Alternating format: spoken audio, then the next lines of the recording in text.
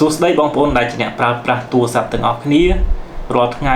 តើបងប្អូនមានកត់សម្គាល់មើលទៅលើចំណុចមួយចំនួនដែរឬអត់នៅពេលដែលបងប្អូនប្រើទូរស័ព្ទទី1ទូរស័ព្ទគឺដូចជាកាបូបលុយរបស់បងប្អូនអញ្ចឹងពេលខ្លះយើងទៅណាមកណាមិនបាច់យកកាបូបលុយទៅតាមខ្លួនក៏បានដែរឲ្យតែមានទូរស័ព្ទទៅហើយលុយពេញកុងនោះយើងអាចធ្វើដំណើរបានដោយគេហៅថាស្កប់ចិត្តឬក៏ដោយសប្បាយចិត្តមែនទេទី1ទី2ទូរស័ព្ទគឺដូចជាឃ្លាំងមួយដ៏ធំរបស់យើងអញ្ចឹងឃ្លាំងដាក់អីគេឃ្លាំងដាក់ឯកសារអញ្ចឹងឯកសារខ្លះក្នុងទូរស័ព្ទហ្នឹងមានឯកសារសំខាន់មួយចំនួនដូចជាកំណត់ត្រាកំណត់ហេតុរ៉ូស៊ីរបស់យើងអ្នកខ្លះក៏ទុករូបថតខ្លះរូបថតឯកជនរបស់គាត់ទៀតមែនអត់ទី3ទូរស័ព្ទគឺដូចជាម៉ាស៊ីនរលុយរបស់បងប្អូនអញ្ចឹងជាក់ស្ដែងដូចជាបងប្អូនខ្លះមួយថ្ងៃឆ្លើយសារជាមួយភ្ញៀវរាប់រយនាក់ស្រាប់មុខរបរជួញដូររបស់គាត់ទៅណា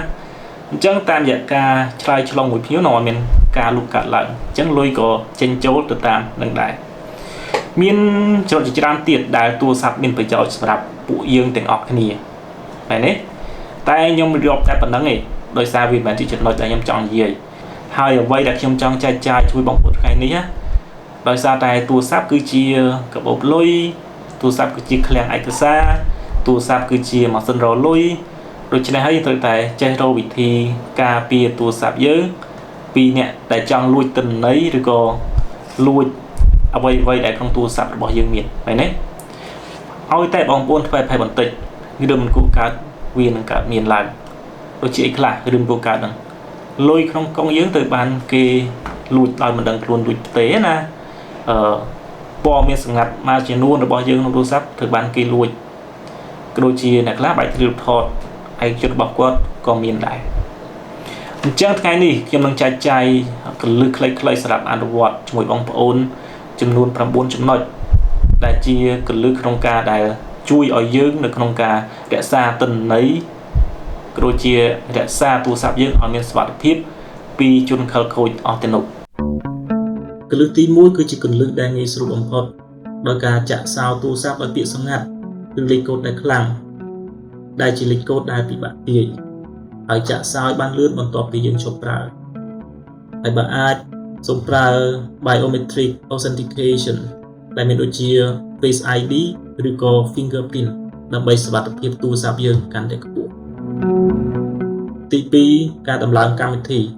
សូមដំឡើងកម្មវិធីពីប្រភពដែលទុកចិត្តបានដូចជា App Store ផ្លូវការរបស់ទូរស័ព្ទដែលយើងឃើញ App Store នៅក្នុងទូរស័ព្ទ iPhone ហើយនិង Play Store ដែលមាននៅក្នុង Android phone ទី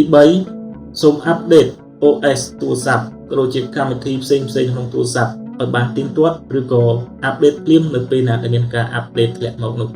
សូមបងប្អូនកុំខ្លាចនៅក្នុងការ update ដែលអ្នកខ្លះគិតថាការ update ទូរស័ព្ទធ្វើឲ្យទូរស័ព្ទដើរយឺតជាងមុនឬក៏ hardware ដំណើរការខុសពីមុនសូមបងប្អូនកុំជឿលើការនេះឡើយពីព្រោះការ update គឺធ្វើឲ្យដំណើរការទូរស័ព្ទកាន់តែប្រសើរឡើងហើយនឹងដើម្បីឲ្យសុវត្ថិភាពទូរស័ព្ទយើងកាន់តែខ្លាំងជាងមុនទី4សូមជៀសវាងក្នុងការប្រើ Wi-Fi សាធារណៈជាពិសេស Open Network ដែលជា Wi-Fi ដែលមិនទាមទារឲ្យយើងវាយ password ហើយបើជាមិនបានក្នុងការប្រើ Wi-Fi សាធារណៈយើងគួរតែប្រើកម្មវិធី VPN ជំនួយដើម្បីការពារទិន្នន័យរបស់យើងទី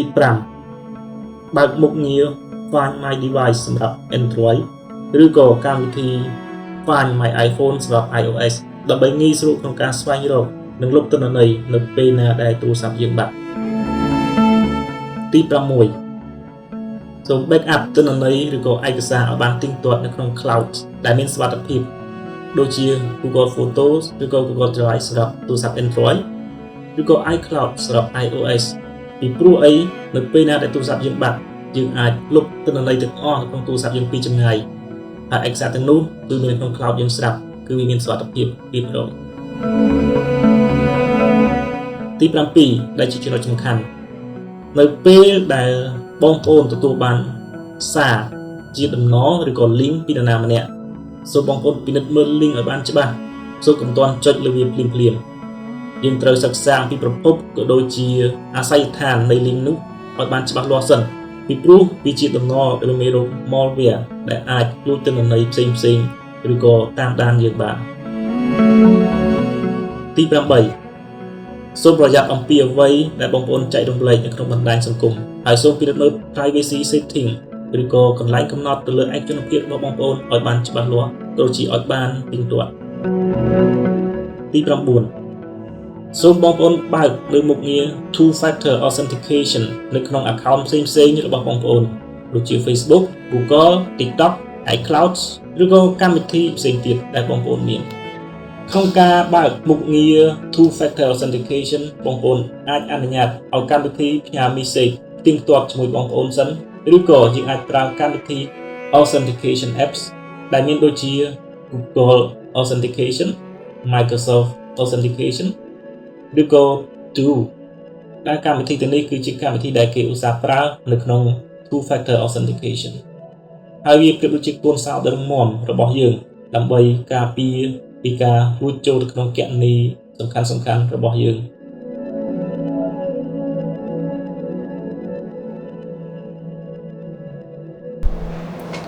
បាទទាំងនេះគឺជាកលឹះខ្លីៗក្នុងការអនុវត្តដើម្បីការពារទិន្នន័យទូរស័ព្ទរបស់យើងណាបើបងប្អូនអត់ច្បាស់ត្រង់ចំណុចណាបងប្អូនអាចទៅសេនៅក្នុង comment ឬក៏ឆាតមកខ្ញុំបានដើម្បីឲ្យខ្ញុំបញ្យល់បងប្អូនទាំងអស់គ្នាឲ្យកាន់តែក្បោះក្បាយទៅលើចំណុចនីមួយៗខ្ញុំជឿថាអ្វីដែលរៀបរាប់ខ្លីៗនេះគឺមានបងប្អូនខ្លះគាត់ចាប់អត់ទាន់អញ្ចឹងបើចាប់អត់ទាន់បងប្អូនអាច comment ឬក៏ប្រាប់ខ្ញុំបានខ្ញុំនឹងប្រាប់បងប្អូនបន្ថែមទៅលើរបៀបអនុវត្តជាក់ស្ដែងបន្តទៀតបាទអរគុណច្រើនយើងនឹងជួបគ្នានៅវីដេអូលើកក្រោយ